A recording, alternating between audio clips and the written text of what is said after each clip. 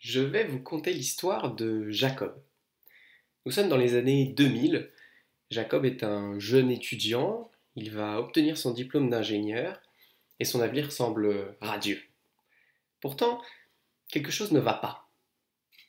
Jacob, il ne veut pas de ce futur tout tracé, avec une grande maison pavillonnaire, un travail aliénant et des enfants bruyants. Jacob se met donc à la recherche d'une alternative pour mener une vie plus proche de ses valeurs. C'est alors qu'il trouve le mouvement de l'indépendance financière et de la retraite anticipée. Faire preuve de frugalité pour épargner et ainsi se libérer du travail salarié en l'espace d'une dizaine d'années. Voici la proposition du mouvement FIRE. Une proposition plutôt intéressante. Et plus intéressante que le chemin classique, mais il y a toujours quelque chose qui cloche pour Jacob. À quoi bon prendre sa retraite si tôt, se prélasser sur la plage et voyager dans le monde entier? C'est pas sa tasse de thé. Alors, il va décider de façonner son mode de vie en partant de l'idée de FIRE, mais en l'adaptant à ses propres valeurs. C'est ainsi qu'il va créer le mouvement ERE, Early Retirement Extreme. Concrètement, c'est l'idée de la retraite anticipée poussée à l'extrême. Autrement dit, on parle ici de la partie la plus extrémiste d'un mouvement qui est déjà considéré comme extrême pour l'écrasante majorité de la population. Jacob organise alors sa vie autour de l'objectif suivant: augmenter son taux d'épargne à tout prix, pour se libérer du travail salarié dès que possible, le plus rapidement possible.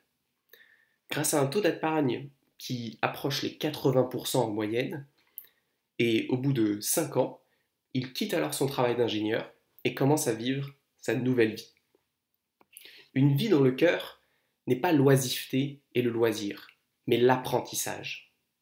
Il décide de mettre tout son temps et toute son énergie qu'il a acquérie en choisissant ce mode de vie pour apprendre différentes compétences qui ont pour but d'augmenter son niveau de résilience.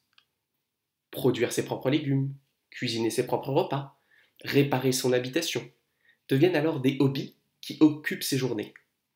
Et alors que les hobbies sont généralement quelque chose qui nous font perdre de l'argent, eh bien pour Jacob, c'est tout l'inverse.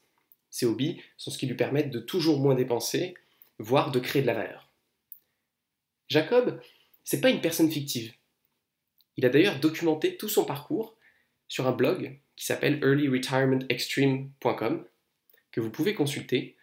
C'est un blog très confidentiel à l'échelle mondiale et quasiment inconnu à l'échelle française. Mais si vous avez la vingtaine et que l'avenir qu'on vous propose ne vous convient pas, vous devriez peut-être prendre le temps d'y jeter un coup d'œil. Comme Jacob, je ne vous invite pas à copier bêtement un style de vie que vous avez vu quelque part, mais je vous invite à vous en inspirer et à vous construire une réalité qui correspond à vos valeurs.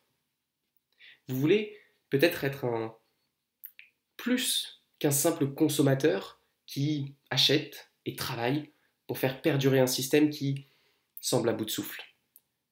Vous souhaitez continuer d'apprendre tout au long de votre vie pour devenir chaque jour quelqu'un de meilleur. Vous pensez aussi peut-être que une vie plus simple vous rendrait plus heureux. Tout cela n'est pas une utopie. Il ne dépend que de vous de faire les choix adéquats pour façonner votre vie à votre image, comme Jacob l'a fait.